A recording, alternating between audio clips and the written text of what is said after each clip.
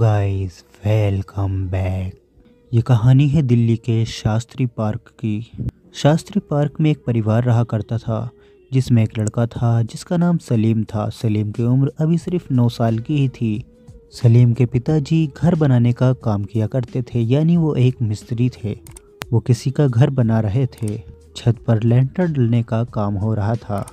अचानक ही वहाँ पर एक ऐसा हादसा हुआ जिसमें 3 मजदूर मारे गए और साथ में सलीम के पिताजी भी उसी हादसे में मारे गए। सलीम के पिताजी के मर जाने के बाद सलीम की मम्मी बहुत ही ज़्यादा बीमार रहने लगीं और सलीम से छोटी 2 सलीम की बहनें भी थीं। अब सलीम के घर पे कमाने वाला कोई भी नहीं था और एक छोटी सी ही उम्र में सलीम के सर पर पूरे घर की एक बहुत बड़ी जिम्मेदारी आ चुकी थी। सलीम अभी 4th क्लास में पढ़ता था। सलीम ने अपनी पढ़ाई छोड़ दी और वो दिल्ली की बसों में पॉपकॉर्न और चने बेचने का काम करने लगा। इस काम को करने के बाद सलीम का घर काफ़ी अच्छा चलने लगा, यानी सलीम अपने घर का राशन पानी और अपनी मम्मी जी की दवाइयाँ ये सभी खर्चे खुद ही उठा लिया करता था। सलीम की एक बहन घर पे रहा करती थी और दूसरी पहली क्लास में पढ़ा करती थी। अब धीरे ही धीरे सलीम की मम्मी की तबीयत भी काफ़ी ठीक रहने लगी और वो सभी लोग अब काफ़ी खुश रहने लगे। घर की सभी ज़रूरत सलीम के लाए हुए पैसों से पूरी हो जाया करती थी। लेकिन फिर एक दिन सलीम एक बस के अंदर अपना काम कर रहा था, यानी कि पॉपकॉर्न और चने बेच रहा था। उस बस में काफ़ी ज़्यादा भीड़ थी, इस वजह से कुछ जेब कतरे भी उस बस के अंदर चढ़ गए थे। सलीम पॉपकॉर्न बेच रहा था कि अचानक ही सलीम की नज़र पड़ी एक जेब कतरे ने वहाँ खड़े एक व्यक्ति का पर्स निकाल लिया था और ये सब सलीम ने देख लिया था। इसलिए पहले तो सलीम ने सोचा कि ना बताऊं, लेकिन उसके बाद जब सलीम उस अंकल के पास पहुंचा तो सलीम काफ़ी ज़्यादा अक्लमंद था, इसलिए उसने उस अंकल से काफ़ी दबी आवाज़ में बोला कि अंकल, आपका पर्स, और ये कहते हुए आंखों से एक जेब कतरे की तरफ इशारा किया। लेकिन वो अंकल बिल्कुल भी समझदार नहीं थे। उन्होंने तुरंत अपनी जेब पर हाथ मारा और देखा कि उनका पर्स गायब था। उन्होंने तुरंत ही सलीम को पकड़कर पीटना शुरू कर दिया और उसी से कहने लगे कि मेरा पर्स कहाँ है, मेरा पर्स दे। फिर उस आदमी को देख करके बस में बैठे सभी लोग आकर के सलीम को ही चोर बताने लगे और सभी लोग सलीम को मारने लगे। ये सब देखकर सलीम ने ज़ोर से चिल्ला करके बताया कि आपका पर्स मैंने नहीं निकाला है, मैं तो आपको बता रहा हूँ कि आपका पर्स इस आदमी ने निकाला है जो यहाँ खड़ा है। सलीम ने वहीं खड़े एक जेब कतरे की तरफ इशारा किया और सबको बताया कि इसका पर्स इस जेब कतरे ने निकाला है। अब बस के अंदर वो अकेला जेब कतरा नहीं था, उसके साथी और भी थे। उसने तुरंत ही पर्स निकाल कर अपने दूसरे साथियों को दे दिया था। इसीलिए वो सलीम के पास आया और कहने लगा, तूने मुझे पर्स निकालते हुए कब देखा? मेरे ऊपर झूठा इल्ज़ाम लगा रहा है, जबकि पर्स तूने ही निकाला है। और वो अपनी तलाशी देने लगा सभी लोगों को और कहने लगा कि मेरे पास चेक कर लो, अगर किसी को पर्स मिल जाए तो तुम लोग जो भी कहोगे मैं वो करने को तैयार हूँ। ये सब देखकर 2-3 लोगों ने उस जेब कतरे की तलाशी ली, लेकिन उसके पास पर्स नहीं था। अब उस जेब कतरे ने भी सलीम को मारना शुरू कर दिया। फिर कुछ ही दूर जा कर के बस के ड्राइवर ने देखा कि बस के अंदर हंगामा हो रहा है, इसलिए उसने बस रोक दी। बस के रुकते ही उन जेब कतरों ने सलीम को बस के बाहर ढकेल दिया और बस के ड्राइवर से कहने लगे, भैया तुम चलो, हमने जेब कतरे को बाहर फेंक दिया। वही लड़का ही था जो यहाँ पर लोगों की जेब काट रहा था। और बस वाले ने बस चला दी, लेकिन बाहर जो सलीम के साथ हुआ वो किसी ने भी नहीं देखा। सलीम को जैसे ही उन जेब कतरों ने बस से बाहर फेंका था, तुरंत ही सलीम के सामने एक बाइक आ गई थी जो तेज़ रफ्तार में थी। उस बाइक से टक्कर लगते ही सलीम बस के नीचे गिर गया था और जैसे ही बस चली, सलीम के दोनों पैर के ऊपर से होकर के वो बस निकल गई। जब लोगों ने शोर मचाया तो बस वाले ने आगे जाकर के बस रोकी, लेकिन अब सलीम के दोनों पैर बस के नीचे आकर के कट चुके थे। सलीम को हॉस्पिटल ले जाया गया। तुरंत ही डॉक्टर ने कहा कि इसके शरीर से बहुत ज़्यादा खून निकल चुका है, इसलिए शायद इसकी मृत्यु हो जाए। इसको बचाना बहुत मुश्किल है। लेकिन फिर 2 से 3 दिन के बाद पता चला कि सलीम की जान बच गई, लेकिन अब सलीम की दोनों टांगें नहीं थीं।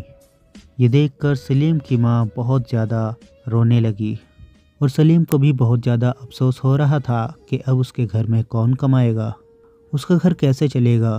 अब सलीम अपने घर पर आ गया और सलीम अपने घर पे ही रहने लगा क्योंकि वो चल फिर नहीं सकता था और उसकी तबीयत भी ख़राब रहती थी।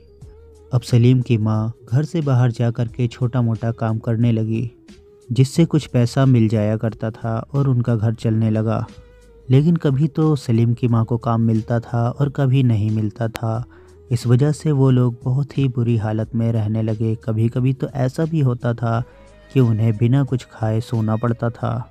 फिर धीरे धीरे उनकी हालत ऐसी हो गई कि मोहल्ले के लोग तरस खाकर उनको खाने पीने का सामान दे दिया करते थे, यानी कि अब उनको मांग कर खाना पड़ता था। और जो पैसा सलीम की माँ कमा कर के लाती थी, उससे सलीम की दवाइयाँ हुआ करती थीं। अब सलीम के घर में खाना मांग कर खाया जाने लगा और सलीम की दवाइयों के लिए उसकी माँ काम किया करती थी, यानी कि जितना भी काम किया करती थी सारे पैसों की सलीम की दवाइयाँ आ जाया करती थीं। ये सब देखकर सलीम और भी ज़्यादा गमज़दा रहने लगा। अब सलीम को ऐसा लगने लगा कि उसे मर जाना चाहिए। वो अपने परिवार को इतनी बुरी हालत में नहीं देख पा रहा था। फिर एक रोज़ सलीम के घर पे एक एनजीओ वाले आए। वो संस्था गरीबों की और अपाहिजों की मदद किया करती थी। उस संस्था के कुछ लोग सलीम के घर पर आए थे। वो सलीम को देखने लगे और कहने लगे इसको एक व्हील चेयर की ज़रूरत है। उन लोगों ने तुरंत ही एक व्हील चेयर मंगवा करके सलीम को दे दी। अब सलीम व्हील चेयर के सहारे घर से बाहर निकलने लगा। एक रोज़ सलीम रात के वक्त जाग रहा था। सलीम ने देखा कि उसकी माँ ज़ोर ज़ोर से रो रही है। सलीम समझ चुका था कि उसकी माँ क्यों रो रही है। घर में पैसों की बहुत ज़्यादा तंगी थी। फिर सलीम ने सोचा कि मेरी दवा लगभग 4 से 5 हज़ार रुपये की हर महीने की आती हैं। अगर यही 4 से 5 हज़ार रुपये बच जाएं तो मेरे घर वाले बहुत अच्छी तरीके से जी सकते हैं। फिर रात में जब उसकी माँ सो गई तो सलीम चुपके से उठा और अपनी व्हीलचेयर पर बैठकर घर से बाहर निकल गया। वो घर से काफ़ी ज़्यादा दूर निकल गया। एक अंधेरी सुनसान सड़क पर सलीम जा रहा था। वो एक हाईवे रोड था। सलीम उस रोड के किनारे पर खड़ा हो गया। सलीम उस हाईवे पर आत्महत्या करने के लिए आया था, यानी कि अगर सलीम मर जाता तो उसकी दवाइयों के पैसों से सलीम का घर अच्छे से चल सकता था, यानी कि उसकी माँ अगर 4 से 5 हज़ार रुपये महीने में कमाती तो वह अपना घर आराम से चला लेती। ये सोचकर सलीम आत्महत्या करने के लिए रोड पर आ गया। सलीम ने सोचा जैसे ही कोई ट्रक आएगा सलीम उस ट्रक के सामने आ जाएगा और एक्सीडेंट में सलीम मारा जाएगा। फिर अचानक उस हाईवे के ऊपर सलीम को एक सफ़ेद कलर का घोड़ा आता हुआ नज़र आया। वो घोड़ा देखते ही देखते सलीम के बिल्कुल करीब आ गया। सलीम के बिल्कुल करीब आते ही वो अचानक ही कहीं गायब हो गया। ये देखकर सलीम डर गया, आखिर ये क्या था। उसके बाद सलीम ने महसूस किया जैसे कि उसके पीछे कोई खड़ा हुआ है। जब सलीम ने पीछे मुड़कर देखा तो सलीम के पीछे एक बहुत ही लंबा चौड़ा आदमी खड़ा हुआ था, जो नॉर्मल आदमियों से काफ़ी ज़्यादा लंबा दिखाई दे रहा था। उसे देखकर सलीम को डर लगने लगा और सलीम ने उससे पूछा कि तुम कौन हो। वो ज़ोर ज़ोर से हंसने लगा और कहने लगा मैं तुम्हारी मौत हूँ और अब तुम मुझसे ज़िंदा नहीं बच सकते। सलीम ने उसकी तरफ देखा और सलीम कहने लगा वैसे भी मैं यहाँ मरने के लिए ही आया था, चाहे तुम मुझे मार दो या फिर कोई गाड़ी मुझे मार दे, बात तो एक ही है ना। फिर वो आदमी सलीम से कहने लगा क्या तुम्हें मरने से डर नहीं लगता। सलीम ने कहा मौत तो मुझे एक ही बार आनी है, चाहे तुम मार दो या कोई और। वैसे भी मैं अपने हालात से बहुत ज़्यादा परेशान हूँ और अब मैं मरना ही चाहता हूँ। मैं ज़िंदा रहकर कुछ भी नहीं कर सकता। और ये कहकर के सलीम रोने लगा। सलीम को रोता हुआ देख वो आदमी कहने लगा मैं एक जिन हूँ और मैंने काफ़ी लोगों को मारा है, लेकिन सभी को मैंने देखा वो अपनी मौत से पहले काफ़ी ज़्यादा मुझसे डरते हैं और वो डर के मारे ही मर जाते हैं। लेकिन तुम बिल्कुल भी मुझसे नहीं डर रहे और तुम रो रहे हो, आखिर इसके पीछे क्या माजरा है। फिर सलीम ने उससे कहा ये सब जानकर तुम क्या करोगे, अगर तुम्हें मुझे मारना है तो अभी एक झटके में ही मुझे मार दो।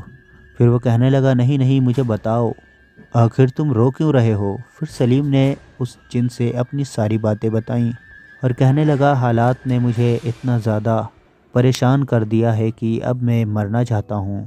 फिर वो जिन हंसने लगा और सलीम से कहने लगा मैं तुम्हारे लिए कुछ ऐसा कर सकता हूँ जिससे कि तुम काफ़ी ज़्यादा खुश हो जाओगे। फिर अचानक ही उस जिन ने सलीम को अपने हाथों में उठा लिया और उसे लेकर कहीं गायब हो गया। सलीम की आंखें जब खुली, सलीम ने अपने आप को एक बहुत ही घने जंगल में पाया। उस जंगल के अंदर जब सलीम ने देखा तो दूर दूर तक कोई भी नहीं था, बस हरी हरी घासें नज़र आ रही थी। और फिर उस जिन ने सलीम से कहा, तुम यहीं लेट जाओ, और सलीम वहीं लेट गया।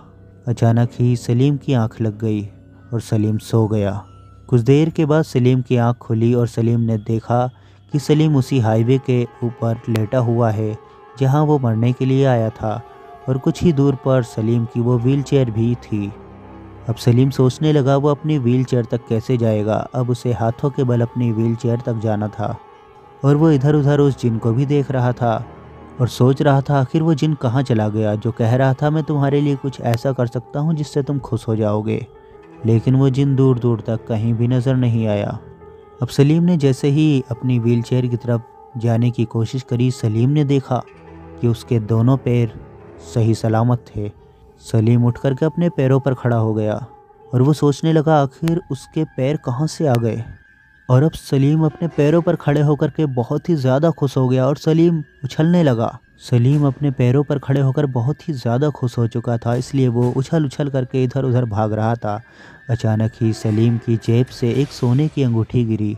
सलीम ने जब वो अंगूठी उठाई और उसने अपनी जेब में हाथ डाला तो सलीम के हाथ में और भी बहुत सारे सोने के जेवरात थे। और फिर अचानक ही वो जिन वहाँ पर आ गया और उसने सलीम से कहा कि अब तुम्हें कैसा लग रहा है, और तुम्हारी जेब में जो कुछ भी है तुम उससे बेच करके अपनी गरीबी भी मिटा सकते हो, और जब भी तुम्हें मुझसे कोई ज़रूरत हो तो इसी जगह पर रात के वक्त तुम आ जाना, मैं तुम्हें यहीं मिल जाऊंगा। उसके बाद सलीम अपने घर पहुंच गया। सलीम की माँ बहुत परेशान हो रही थी सलीम को घर में ना देख करके, लेकिन जब सलीम की माँ ने सलीम को उसके दोनों पैरों पर खड़े हुए देखा तो वो बहुत ज़्यादा खुश हो गई। और सलीम ने अपनी पूरी कहानी अपनी माँ से बताई कि उस जिन ने सलीम के साथ क्या क्या किया और सलीम को क्या क्या दिया है। ये सारी बातें अपनी माँ से बताई। अगले दिन जब मोहल्ले वालों ने सलीम को देखा तो वो लोग भी बहुत खुश हो गए सलीम को इस हालत में देख करके। और सलीम ने सभी लोगों से बताया कि उसके साथ रात में क्या हुआ, लेकिन वो सभी लोग उसकी बातों को ना चाहते हुए भी विश्वास कर रहे थे, क्योंकि अब वो देख रहे थे सलीम उन सभी के सामने अपने पैरों पर खड़ा है। लेकिन ऐसी कहानी आज तक कभी भी किसी के साथ नहीं घटी थी, इसलिए कुछ लोग तो उसे चमत्कार मान रहे थे और कुछ लोग कह रहे थे ये कोई जादू है। और वो सोना बेच करके सलीम के पास काफ़ी ज़्यादा पैसे भी आ चुके थे, इसलिए सलीम ने पास में ही एक बहुत अच्छी दुकान खोल ली थी और वो दुकान भी अच्छी चलने लगी थी।